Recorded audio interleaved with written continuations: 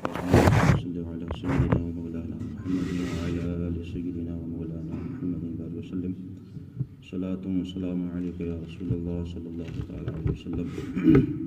بسم اللہ الرحمن الرحیم۔ آج سے انشاءاللہ روزے کے فضائل اور اس کے مسائل اور اس کی برکتیں کیا ہیں قرآن و حدیث میں وہ بیان ہوگا، اور یہ ہر مسلمان پر ضروری یہ ہے کہ جب اس پر جو چیز فرض ہوتی ہے تو اس پر اس کے مسائل سیکھنا بھی فرض ہوتے ہیں۔ اب رمضان شریف آنے والا ہے تو رمضان کا روزہ ہر دن فرض نہیں ہے بلکہ سال میں صرف ایک ماہ کا روزہ فرض ہے، تو اس روزے کے مسائل کیا ہیں، کس طریقے سے روزہ رکھا جائے اور قرآن احادیث میں اس کی کیا فضیلتیں آئی ہیں، اس کے تعلق سے جاننا یہ بھی ضروری ہے۔ اس کی ایک عام مثال ہم یوں سمجھائیں کہ جب ہمارے گھر پر کوئی مہمان آتا ہے تو ہم اپنے گھر کی تیاری کرتے ہیں، صفائی کرتے ہیں، ستھرائی کرتے ہیں، تو اسی طریقے سے حدیث پاک میں روزے کو یا رمضان کو اللہ کا مہمان کہا گیا ہے، تو گویا کہ یہ ہمارے گھروں میں ایک سال کے بعد آ رہا ہے، تو ہم اپنے گھر کو سنواریں اس طریقے سے کہ ہم زیادہ سے زیادہ قرآن مجید کی تلاوت کریں، ہم روزہ رکھیں، نماز نفل پڑھیں، صدقات کریں، خیرات کریں، اس طریقے سے۔ اب روزے کی جو فرضیت ہے وہ قرآن سے ثابت ہے۔ اللہ تعالیٰ ارشاد فرماتا ہے یا ایھا الذین آمنوا کتب علیکم الصیام کما کتب علی الذین من قبلکم لعلکم تتقون، کہ اے ایمان والو تم پر روزے فرض کیے گئے ہیں۔ یہاں مراد صرف ایمان والے ہیں، جو لوگ مسلمان ہیں، کہ تم پر روزے فرض کیے گئے ہیں جیسا کہ تم سے پہلی جو امتیں گزری تھیں، حضرت آدم سے لے کر جناب عیسیٰ تک جو امتیں گزری تھیں، جس طریقے سے ان پر روزے فرض تھے، کس لیے؟ لعلکم تتقون، تاکہ تم پرہیزگار نیک بن جاؤ۔ اب پہلے کی جو امتوں پر جو روزے فرض تھے وہ اس طریقے سے نہیں تھے جیسے اس امت پر ہے کہ سال میں صرف ایک ماہ کے۔ پہلے کی جو امتیں تھیں، روایت میں آتا ہے کہ کسی امت پر تو بدھ کا، جمعرات کا، جمعے کا روزہ فرض تھا، کسی امت پر ہر مہینے کی 13 تاریخ، 14 تاریخ، 15 تاریخ کا روزہ فرض تھا،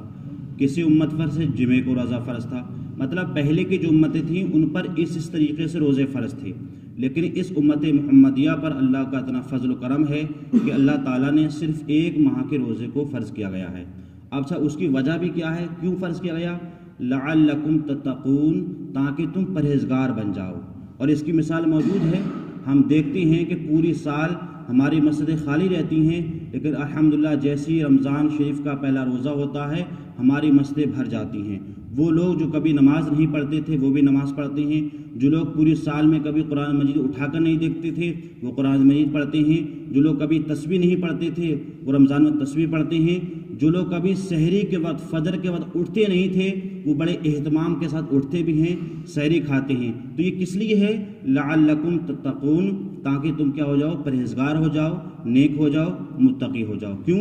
ایام معدودات، یہ چند دنوں کے لیے ہے، چند دنوں سے مراد صرف ایک ماہ کے لیے ہے۔ اس کے بعد رب ارشاد فرماتا ہے فمن کان منکم مریضا او علی سفر فعدۃ من ایام اخری،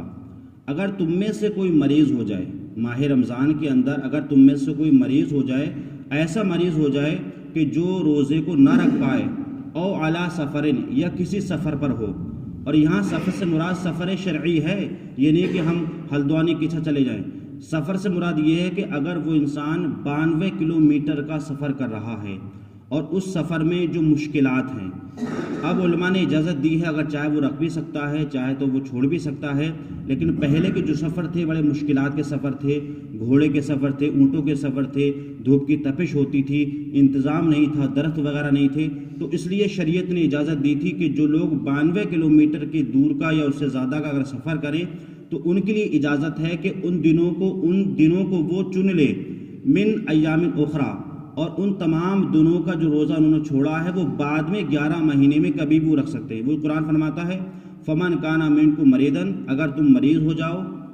یا تم سفر کرو تو تم اتنے دن کو گن لو جتنے دن تم نے سفر کیا ہے یا تم حالت مرض میں رہے ہو۔ اس کے بعد کیا کرو؟ وَعَلَى الَّذِينَ يَطِيقُونَهُ فِدْيَةٌ طَعَامُ مِسْكِينٍ، اور اگر تم ایسے مریض ہو گئے کہ تم سے بالکل روزہ رکھا ہی نہیں جائے گا، اب امید یہ ہے کہ تم بالکل شفا نہیں پا پاؤ گے، تو قرآن فرماتا فدیۃ طعام مسکین، تو تم ہر روزے کا ایک مسکین کا فدیہ ادا کرو۔ مطلب جو انسان بالکل لاغر کمزور ہو گیا، اس کے ہاتھ پیر جواب دے گئے، اب وہ روزہ رکھ ہی نہیں پا رہا ہے، تو جب تک وہ زندہ ہے حالت رمضان میں تو اپنے ایک دن کا ایک مسکین کا جو کھانا کھاتا اس کا کیا رکھے، وہ اس کو فدیہ دے دے۔ فمن تطوع خیرا فہو خیر لہ، اگر تم نے ایسا کیا یہ تمہارے لیے کیا ہوگا، بہتر ہوگا۔ اس کے علاوہ اور بھی فضائل ہیں، مسائل ہیں، اللہ تعالی ہمیں اور آپ کو صحیح طریقے سے رمضان شریف کی آمد کی اور اس پر عمل کرنے کی توفیق عطا فرمائے۔